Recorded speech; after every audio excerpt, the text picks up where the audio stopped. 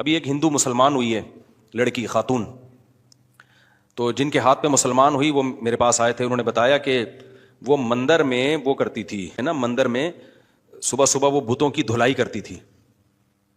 بت نہیں ہوتے جو رکھے ہوئے ہوتے ہیں, تو اس کو دل میں خود خیال آیا, کہتی مجھے بار بار خیال آیا کہ یہ اگر یہ خدا ہیں, اگر یہ ہماری بگڑی بنا سکتے ہیں, تو صفائی بھی ہم ہی ان کی کر رہے ہیں بیٹھ کے یہاں پہ. خیر اللہ نے اس کو سمجھ دی ہے. تو مقصد کسی کے مذہب کا مذاق اڑانا نہیں ہے, مقصد تو اسلام کو کمپیئر کرنا کہ کسی مذہب میں اتنی قربانیاں اللہ کے لیے, خدا کے لیے ہیں نہیں, کسی مذہب میں نہیں ہے.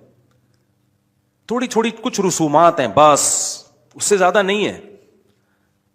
کچھ دن پہلے نا ایک عیسائی مسلمان ہوا, 2-3 مہینے یا 5-6 مہینے پرانی بات ہے, ادھر ہی آئے وہ. اب مجھے یاد نہیں میرے ہاتھ میں مسلمان ہوئے, یہ مسلمان پہلے ہو کے مجھے آ کے بتایا, بھول گیا میں. خیر, تو میں نے ان سے پوچھا کہ کیا چیز اسلام کی ایسی جس نے اسلام کی طرف آپ کو اٹریکٹ کیا.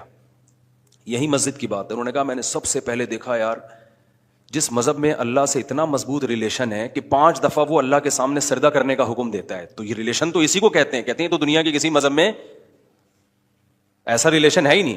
اب اس کی بات کو میں اپنے الفاظ سے ایکسپلین کر رہا ہوں. بعض دفعہ انسان بات جو کہنا چاہ رہا ہوتا ہے وہ واضح الفاظ نہیں ہوتے. اس کا مقصد یہ تھا کہ اگر اللہ ہے اور واقعی اس کے ہم پر احسانات ہیں, تو پھر ان احسانات کے بارے میں یہ بتانے کے لیے کہ ہم ان احسانات کو مانتے ہیں, تو کچھ کرے تو صحیح انسان.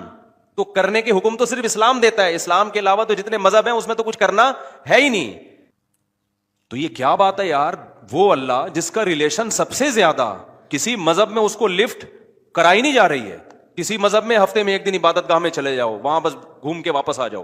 کسی مذہب میں مہینے میں 1 دفعہ ہے, کسی مذہب میں روزانہ ہے, لیکن وہ روزانہ اس طریقے سے یا تو اس کی ہو ہی نہیں رہی, ہو پتھروں کی ہی رہی ہے.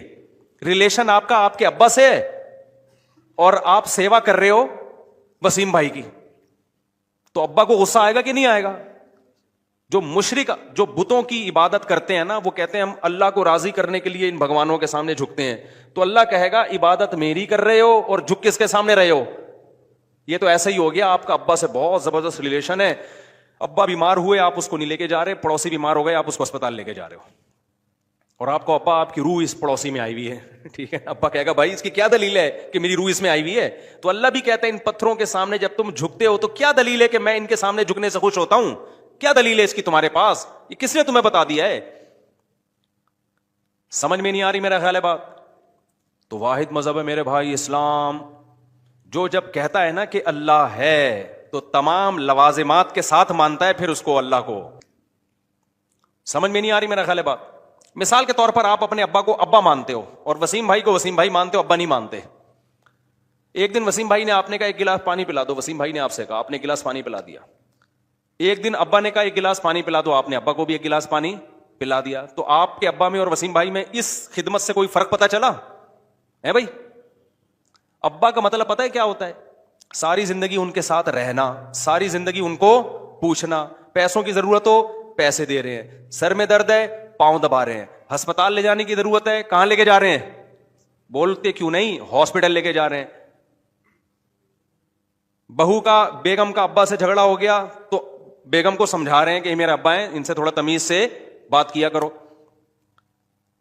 مر گئے, آپ مر گئے تو آپ کی وراثت ابا کو جا رہی ہے. وسیم کے ساتھ ایسا ہو رہا تھا؟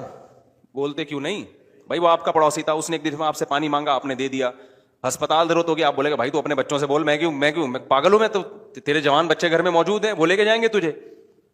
تو جتنا ریلیشن بڑھتا ہے نا, اس ریلیشن کو ثابت کرنے کے لیے آپ کو آپ کے اندر اتنی ہی خدمت کا جذبہ ہونا چاہیے. یہ دنیا میں بھی اصول ہے, ماں کے ساتھ بھی ایسا ہی معاملہ ہے.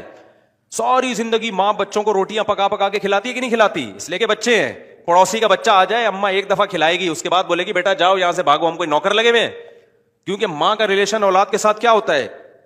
بہت مضبوط ہوتا ہے. پھر بچے کا ریلیشن بھی اماں کے ساتھ بچپن میں 2 سال تک گود سے اترتا نہیں ہے.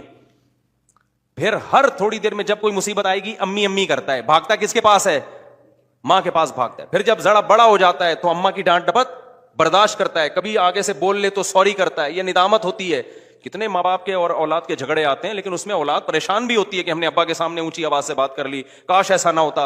ادھر ادھر کسی سے جھگڑا ہو رہا ہوتا تو ٹینشن میں آتے, بولتے بھائی جا اپنا منہ ادھر لے کے گھوم کر, ایسے کہ بولتے ہیں نا, ابا کو ایسا بول سکتے ایک دن ابا نے ڈانٹ دیا, اگر آپ نے آگے سے سنا بھی دیے تو ندامت ہوتی ہے انسان کو, افسوس کرتا ہے یار یہ تعلقات خراب نہیں ہونے چاہیے.